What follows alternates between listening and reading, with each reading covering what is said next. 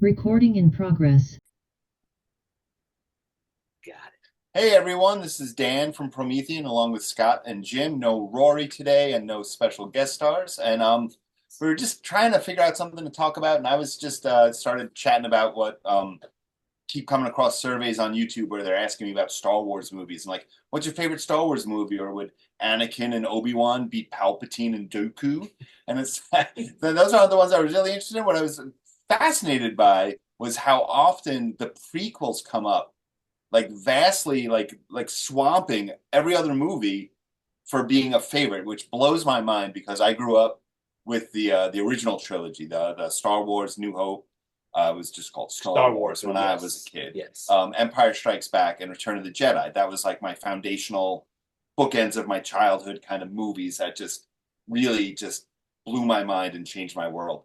And then to see like people picking like Revenge of the Sith over like Empire Strikes Back as like their favorite Star Wars movie just like kind of blows my mind because to me like Empire Strikes Back is like vastly superior. And I know Jim's a little younger, and I just Just a asked bit. him what his I asked you what your favorite Star Wars movie was, and you answered. I'll let I you say, answered The Empire Strikes Back, but which is the right answer. fair enough. No, so we're talking about like generational like differences in favorite in movie series. Like what's your favorite? And that can be vastly different depending on kind of Yeah, what like what's your favorite Batman movie? Like because you have the Tim Burton Batmans, and you have the weird stuff that came slightly after Tim Burton with what was Oh, I his thought you were name? gonna say that came before with Adam West. Oh yeah, you have that. You can go back all the way to '66 for that, and then you have the Burtons, and then Yeah, whoever the the weird like nipple Batman costume one version. is that Clooney or was that that was Clooney. Clooney. Val Kilmer? They both had nipples.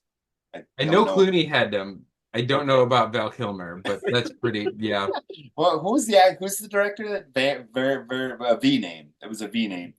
And I can't remember Vin who directed Diesel. it. No, it was not Okay. Vin. But Vince, Vince but then McMahon. it was kind of redeemed when Chris Nolan came along Yeah, and this did is mostly good. his first two were Yeah, phenomenal. yeah. The last one was kind of Yeah. Mr. Vin. Sorry, Jim. I know That's you fair. love it. No, but honestly, yeah, I don't know if that's a thing, but like my favorite Batman movie has to be The Dark Knight. The Joker The Heath Ledger Ledger Joker. Joker one, yeah. Yeah, that's a phenomenal. That might be my favorite superhero movie of all time, which is hard. Wow. But that kind of like was cemented in for a long time, and then like Yeah. some of those like later Marvel movies that came along were really really good. So I don't know. I might have to like kind of reevaluate and come up with my top five superhero movies. But Dark Knight was really really a phenomenal film. So It was. I have some ideas on why one a person younger than you might appreciate or might pick the prequels. I'm interested to hear what your argument well, is. it's simply the fact that when that's the first movie. Facts. I'm gonna have a couple. That's a movie they went to the theater to see. Okay, now Yes. they also grew up with that level of technology and special effects.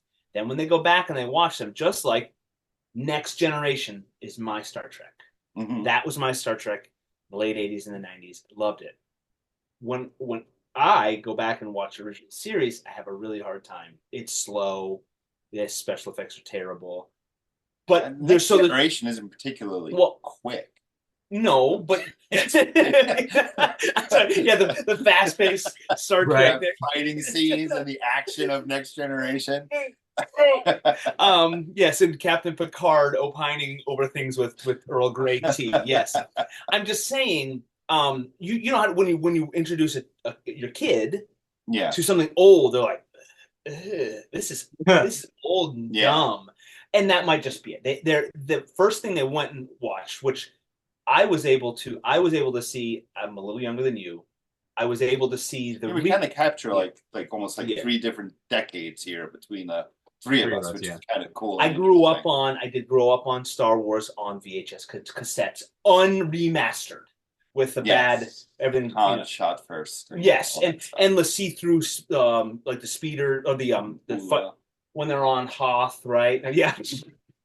When that like the special effect, the snow made it so bad they had to make the cockpit see through on the green screens. Anyways, then when they re-released them in the theater, I got to go see them all. That was like in the 90, theater. what, 97, 98 or whatever. Because episode one, special editions. Episode one came out in 99. Yeah. And I do remember seeing that episode one in the theater, loving it, being blown away by the special effects, but having it marinate and being like, I was lucky enough to be living in New York City at the time, and I saw it at the Ziegfeld Theater, which is like old school, huge screen. Yeah. Like, it was awesome to see it was a shame that the re-release with the enhanced special effects, which are awesome. Yeah. It's okay, but I don't like the little tweaks he made. But like, yeah, I remember when I saw the Phantom Menace in the theater. I saw it like 3 or 4 times in the theater, kind of like thinking I was missing something because it was Star Wars, and like Star Wars never had a bad movie. How could it possibly not be awesome? So I went back 2 and 3 and 4 times to see it, and I always kept telling myself the lightsaber battles are awesome. But like, as far as like a movie goes, I was like, ugh. Well, what's kind of funny is that wasn't like, I mean, like, I have to look back, but when I look back at the original trilogy, or not the original trilogy, the prequel trilogy, like, I have all of the nostalgia, and so I never see it as bad. Like, I recognize like that's probably bad quality, but I still love it. Right? Like, even though it's not my favorite, like, and I'd say half the reason why Empire Strikes Back is my favorite has a lot to do with nostalgia, because that was the one that I had at home. See, growing up, I didn't really own the original trilogy until a little bit later in life, but from a little kid, we had The Empire Strikes Back that was on VHS, but it was from TV. My grandfather had recorded it. For all of you younger generation probably don't remember this. You used to be able to record what was on TV on a VHS tape if you had the right kind of with the commercial before, and if the person was actually sitting there to hit stop. And they did. So you get just the beginning of a commercial, and then just the end. Just the end of a commercial with exactly. And this is gonna age me a little bit, but like when I was really young, we didn't have cable yet. And like when I got to like, I don't know, 7 or 8 years old, we finally got cable and we got Showtime. And Showtime had the rights to show Star Wars. And I guess they probably paid a lot of money for it. So it was on all the time. Yeah. So Star Wars was on all the time in my house when I was like 7 and 8. And I just constantly watched. I've seen a Star Wars, the original movie, well over 100 times. I would say. Oh, yeah. So stuff on tape. And if my brother is out there, he's one of our adoring fans. He'll know what I'm talking about. Best Indiana. Like and comment. The comment. But best Indiana Jones movie, Last Crusade, because Raiders doesn't make any sense. But the Last Crusade, we had taped off of TV, and that my brother and I would watch it. I think it might have been on the same cassette as Claymation Christmas. Yeah, right. in fact, I think I would bet money it is, because I took the cassette into school during Christmas so we could watch. It was a special thing that our teacher let me do, and I remember I was trying to fast forward or rewind and went too far and got Indiana Jones, and everybody giggled about Indiana Jones and that it wasn't what we were watching, and I was embarrassed because it was 4th grade, and those things are embarrassing for no reason at all. But Indiana Jones: The Last Crusade is the best one. It's got Sean Connery. It's good. It's definitely better than, I think, Temple of Doom, which I think is probably like the low point. But I think of Raiders as like low point of the 3. Yes, not the. Oh no! We're gonna leave the new stuff off the table. And whatever the 5th one was, and like Nine Trials or whatever. You just get the But that's. I think our childhood has a lot what we grew up watching over and over and over, and so like.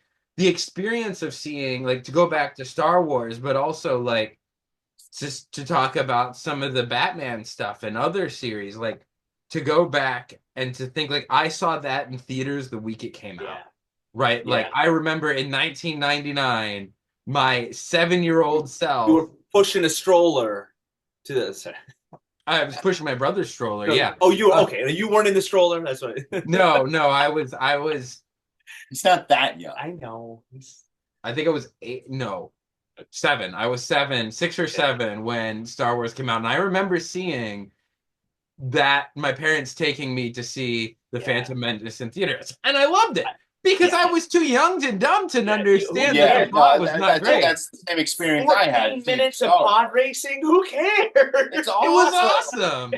Yeah, I saw that one at 12:01 a.m. and I still have an untorn ticket because one of my buddies couldn't come with me. I stood in line like I don't remember how long before, but I went to the mall, the Walden Galleria, and stood in line to get my ticket. Before you got everything online. You had to wait online. It was 1999. It was like Flintstone stuff. Better. Yeah. It's better times. Yeah, it really was. Especially with like concert tickets and stuff, and you have to like wait Not to like sidetrack us, but I remember waiting online to get tickets to Metallica in 1988 to first concert, and waiting online, but like you don't have to deal with scalpers and then like aftermarket and everything being 10 times as much as it should be.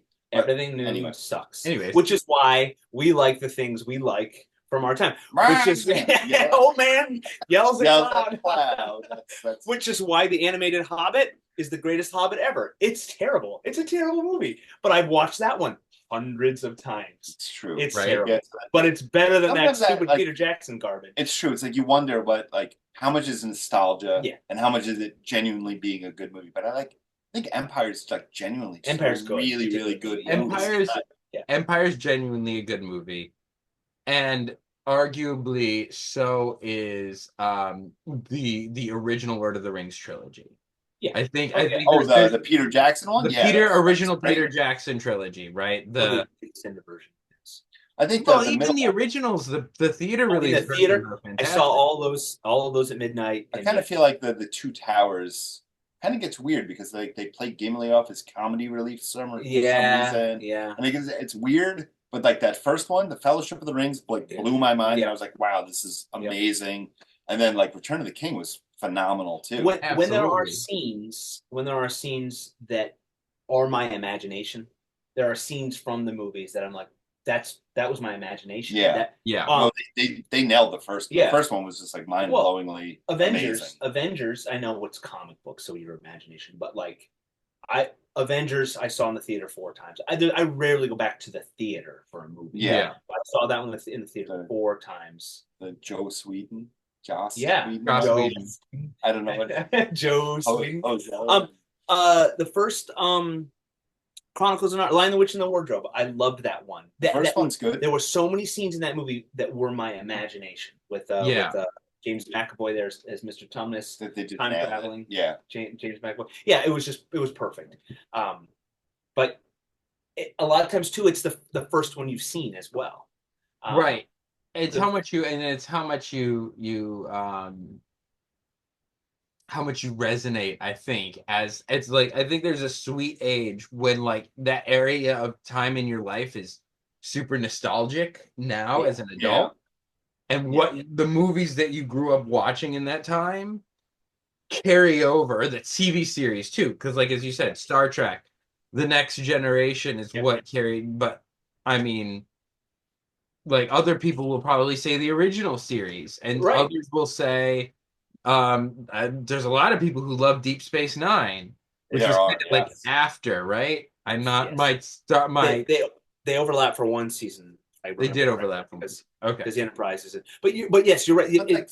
Sometimes like the brilliance of something I think overshadows like I grew up like watching Super Friends and like that sort of stuff. Mm-hmm. But like Batman the animated series, like as far as like a cartoon version of like Batman, it's just so much better than anything that came before or even after at this point. We've been rewatching it on Amazon with my daughter. It's so amazing. There's so well done. Some dumb episodes where it's kind of like, but there's some that are just so good and just way more poignant. Like the Mr. Freeze episode when with his wife and his wife. It's just just so on point. They do that. Well, and then the Harley Quinn episode, like not when they introduced her, but when they kind of flushed her story out, and you're just like, for a 22-minute cartoon that was like on. What they do, it's unreal. On weekday afternoon. That was, I mean, X-Men. The 90s X-Men. I haven't seen the new X-Men 97. The reboot? I don't know if it's or not even a reboot. It's a reboot. It's a continuation. Yeah, it was good. It was good. And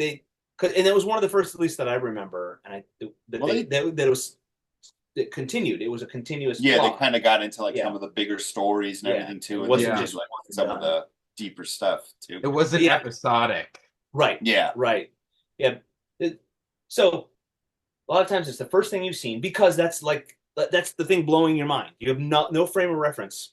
So first thing you've seen at the age where it's new and you're not old and jaded. Yeah. And then if it is quality. So when you lump all those together, like the first Iron Man movie was Iron Man. He's my guy. Yeah. And that oh my goodness, but I wasn't a kid.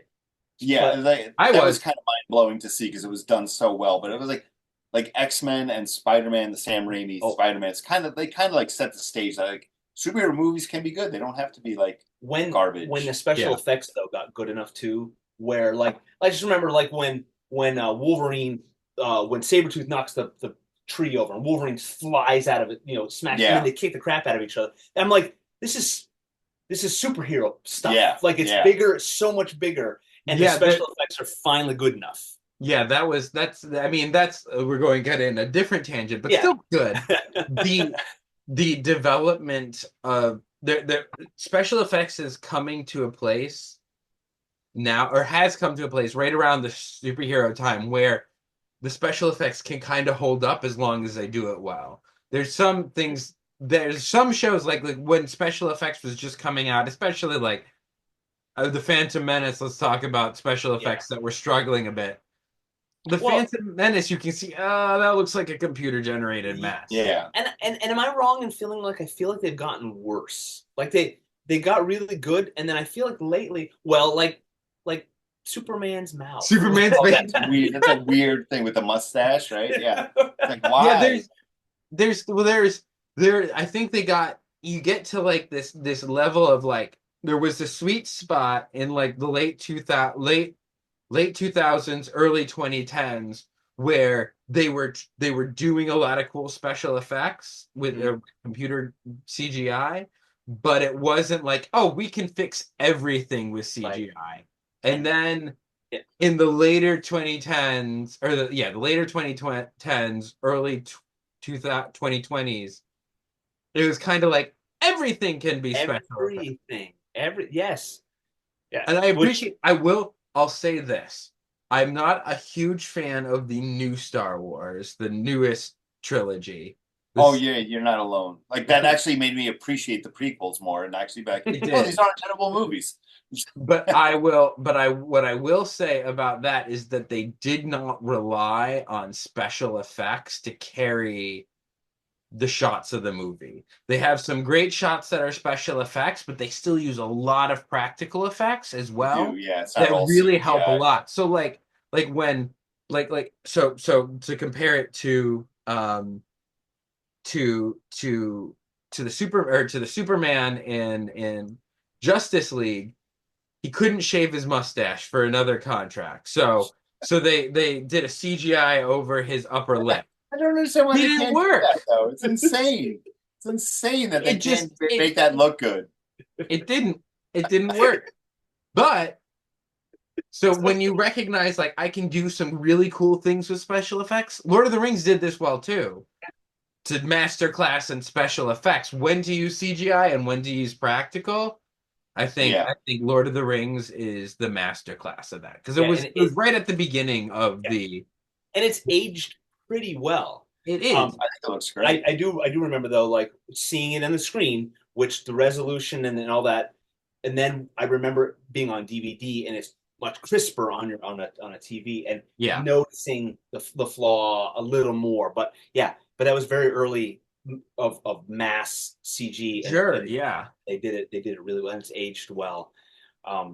Let's see other incarnations quick because we got to wrap up. We got to wrap up.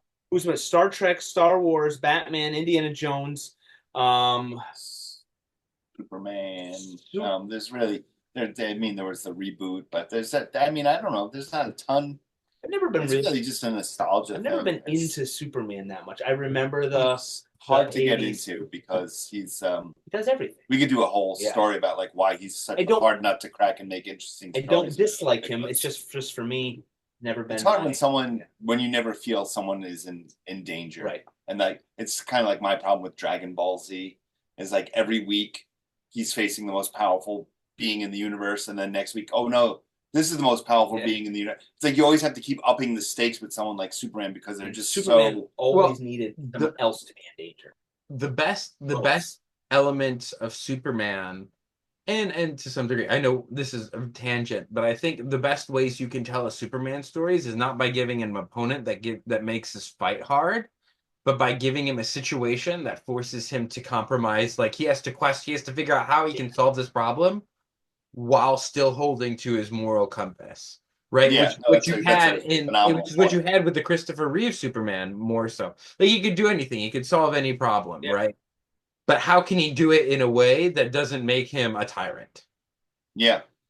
Right. Well, and that's kind of the best Superman stories are the ones where it's like how does Superman hold on to his moral character and who he is as a person, but solve the problem? Yeah. That's a great point. And just anything that makes like a hero have to think. And because I always felt like with Superman, it was always like he could always like just punch his way out of any problem. Or laser beam. Because he's a god. With the speed of light. And or alter his facial feet. Like, and so he could do anything. Or just like spin around the world and backwards. Like, in the comics in like the 40s and 50s and 60s, like whatever power he needed to have, they would just like give him to do whatever he needed to do.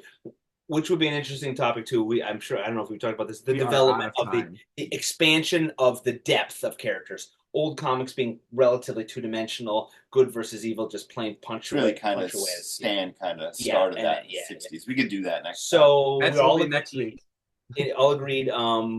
Indiana Jones and the Last Crusade is the best one. No, Adam West is the best. Batman. And you're the one that pointed out that Raiders, like if Indiana Jones is not in that movie. And they also the end game doesn't change at all. Right, it's phenomenal. There's a whole. I never realized that. One of the episodes of Big Bang Theory. That's a big. They talk about that. Yeah, I never realized he accomplishes nothing. If he had not been there, nothing would have changed. They would still open the Ark on that island, and everyone would still die, and he wouldn't. He doesn't even do his job because he doesn't even deliver the Ark where it's supposed to go. Well, Porkins gets it. At the end, right? Yeah. Top men. People that don't know, Porkins from Star Wars is the same guy that says "top men" at the end of Raiders of the Lost Ark. In there, right? I don't know if he has. He's a pipe. Porkins has a pipe. It's a meme. I love Porkins. It's awesome. He's fantastic. My favorite Star Wars character. Pretty great. Well, folks. And on that note, Jim, do you want to say all the things? I will say all the things. All the things. Like this channel. Subscribe to this channel. Follow us on Facebook, Instagram. We want to have a conversation with you. Comment. And share. And check us out on Patreon. We're gonna have stuff there. And there's not much there yet. Don't pay for it yet. We'll get there. We'll get there soon. We promise. But we do have a comic book coming out on. We promise. It's coming. It's coming. It's so. We're working on it. The comic's actually done. Our ability to get it up on Kickstarter has been delayed. That's the problem. Is our lack of technical skills, not Kickstarter. Colors and letters on the prologue. Our skills. We can do it. We got it. We thank you all for your support. We love you. Love you dearly. Goodbye. Recording stopped.